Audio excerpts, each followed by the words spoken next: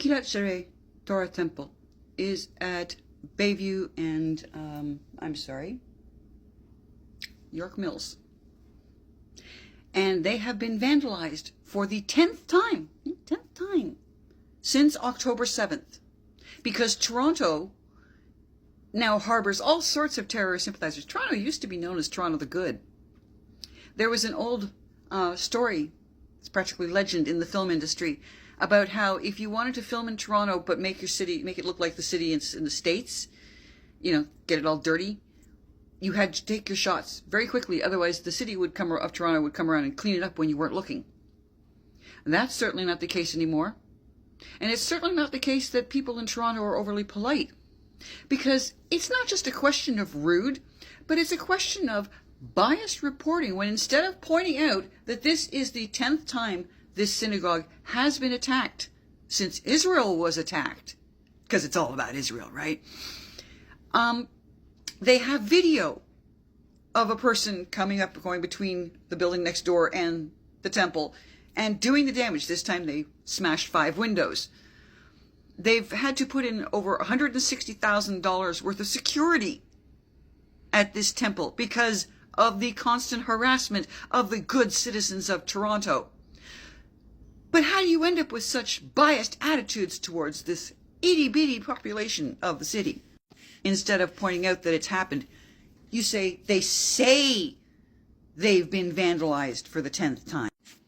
They say it's the 10th time. Forget the video showing a young man in his early 20s, roughly, committing these acts of vandalism. Because that doesn't matter, right? 1 in a quarter million people that you meet will be Jewish. Most of you have never met a Jew. And yet, you will hunt us out. And as I love to say to people in the other platforms, if your terrorists succeeded in their stated objective of the genocide of everybody within Israel, because it doesn't matter if you're not Jewish within Israel, you're supporting the Jews and you have to die. And all the Jews in the diaspora. Genocide.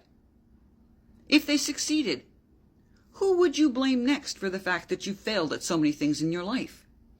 And as for how it is this sort of thing becomes so prevalent and common and accepted within Toronto, less than 100,000 people have died in Gaza.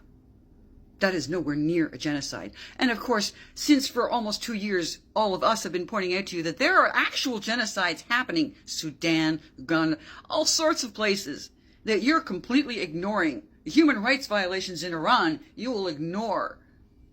So you can make the claim that there is a Holocaust in Gaza, a genocide in Gaza, less than 100,000 people. And of that 100,000, the bulk of them were terrorists, established terrorists. Israel actually killed 6 terrorists to every 1 civilian. And no other war, no other army can claim that sort of preservation of civilians. So yes, Israel still gets to say it's the most moral army in the world. But why does it happen in Toronto? Well, we've got Olivia Chow, our mayor, spreading the lie that there's a genocide in Gaza. Now, gee whiz, why on earth wouldn't the people who are openly, actively, and eagerly harassing, vandalizing, terrorizing Jews stop when it's clear that both the Toronto police and the mayor of the city think that's just peachy keen?